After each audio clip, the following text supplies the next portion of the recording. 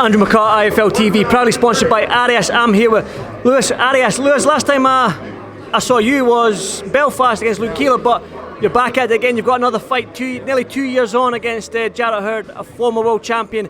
First off, how are you feeling? How's things? I'm feeling good. I'm feeling great. I've been taking my training to the next level.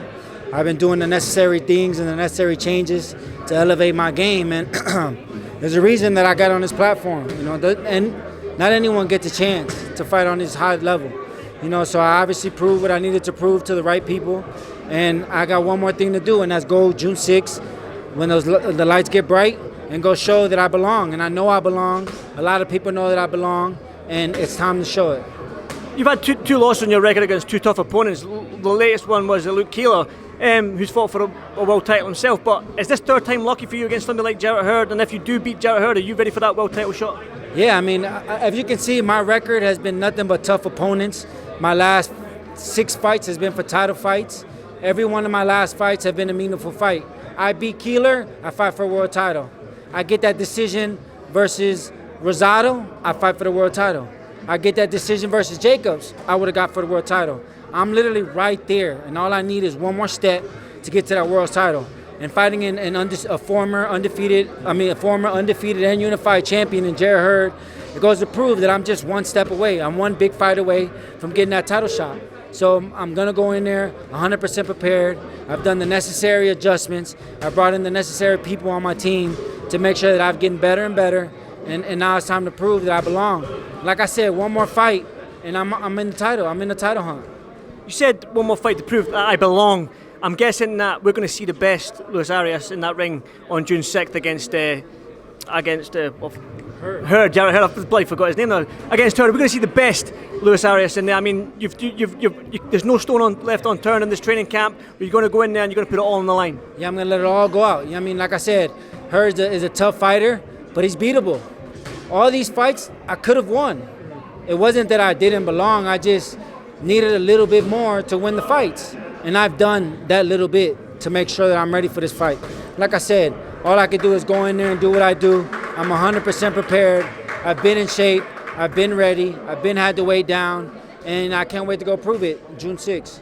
You mentioned there that I belong, and I almost won them fights against Rosado and Jacobs, and if you beat Luke Keeler, you would have been that title shot. Was there a moment in your career, especially after Luke Keeler lost in Belfast, where you thought, I'm done with boxing, and the hunger died down? Have you still got that fire in your belly? Never.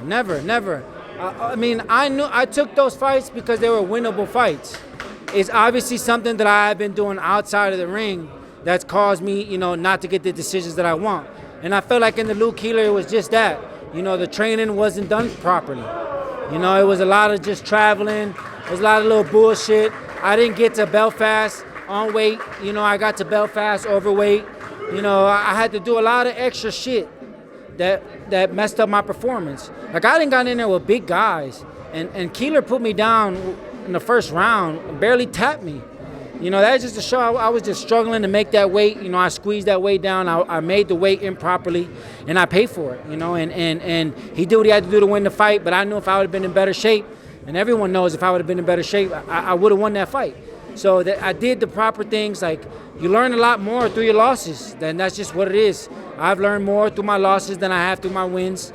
I fought my way here. And got here, and I've not had to do the changes to make sure I stay here. So again, I'm going to do everything that I need to do. I'm going to leave it all on the line, and I can't wait till June 6th. You say you're going to put it on the line. Can we expect a knockout from you then? Can we expect one of them performances where you go in there, knock out Hurd, and then you announce your name in that world level scene? I mean, it could definitely happen. I'm going out there to kill it. I'm going out there to do my best. I'm going out there to win in any way, shape, or form. If I can knock him out, I will go for the knockout. If I catch him with a good shot and he stumbles, I'm going to jump on him. I know Hurd gets harder, he gets tougher on the later rounds. So I'm going to go out there, win the early rounds, and keep the lead. And again, I'm going to be swinging hard. So if I catch him and hurt him, the goal is to get him out of there. Is the world title still the dream for yours? I mean, they've slipped away in the past, but like I say, it's hard to get that world title shot, but the dream is still not ended for you, is it? Yeah, I mean, it is. I mean, you just got to put yourself in position. All it takes is winning one fight. One good fight could change it all. I mean, look at Andy Ruiz. Andy Ruiz went from whatever, got one opportunity, got one big fight, became champion. One fight. Changed his whole life around. It's a crazy sport, boxing. That's just how boxing is. It takes one punch, one fight, one good performance can change your life. And this is the type of stage that I need to put on that performance. So I can't wait, man. I can't wait. And it's going to be a great night of boxing. It's going to be a great event. It's going to be sold out. It's going to be all over the world. And it's time. It's time to prove it. You mentioned it's going to be a great event. I want to talk about Mayweather versus Floyd Mayweather. Like, he's our generation's top dog. He's the best in our generation. 50-0, fought the best, dealt with the best that came and put in front of him.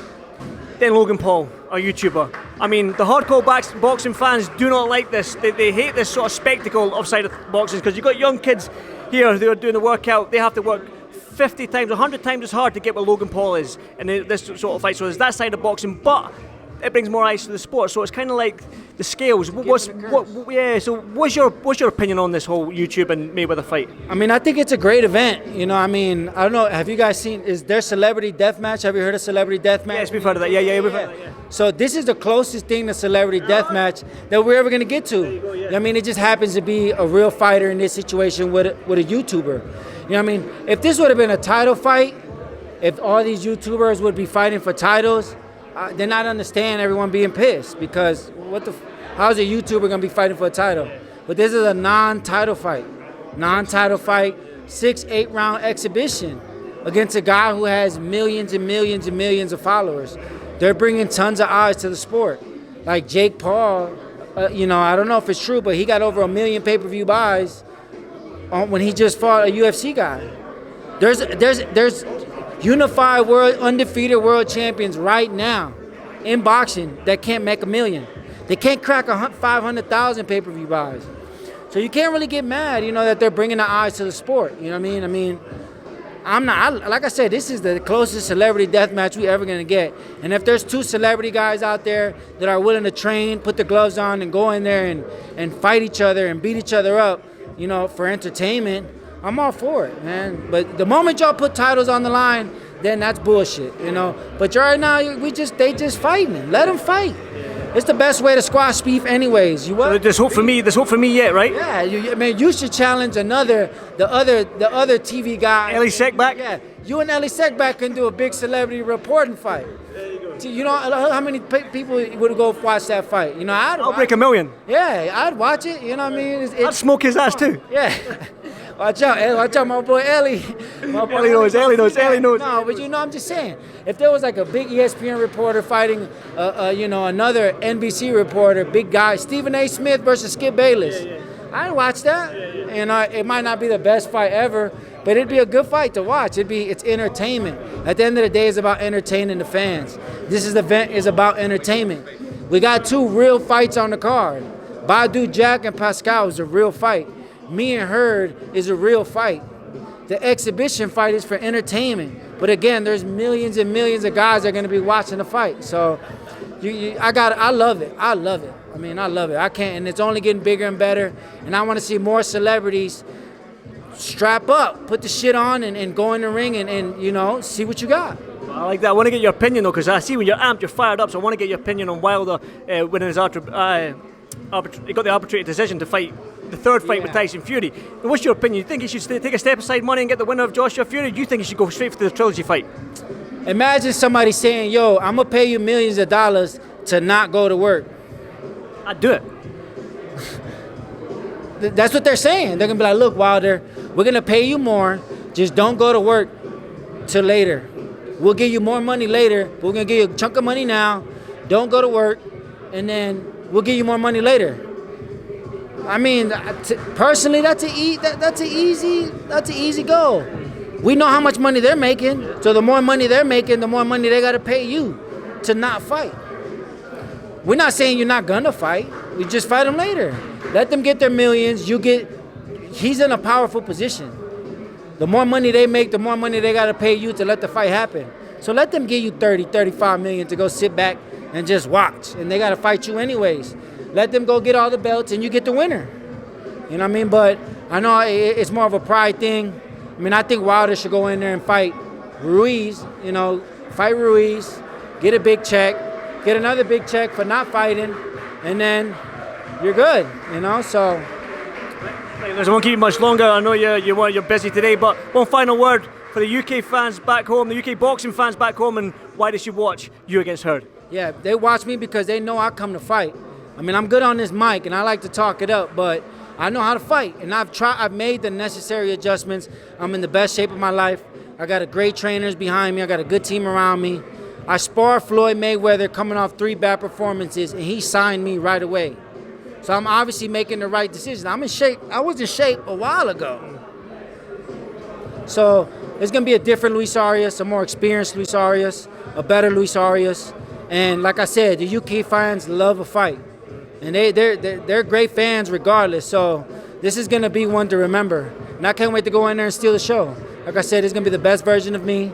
And I'm going to prove it on the 6th. Well, I won't give you much longer, champ. Thank you so much, man. Stay safe, and I'll see you June 6th. Appreciate it. Thank you.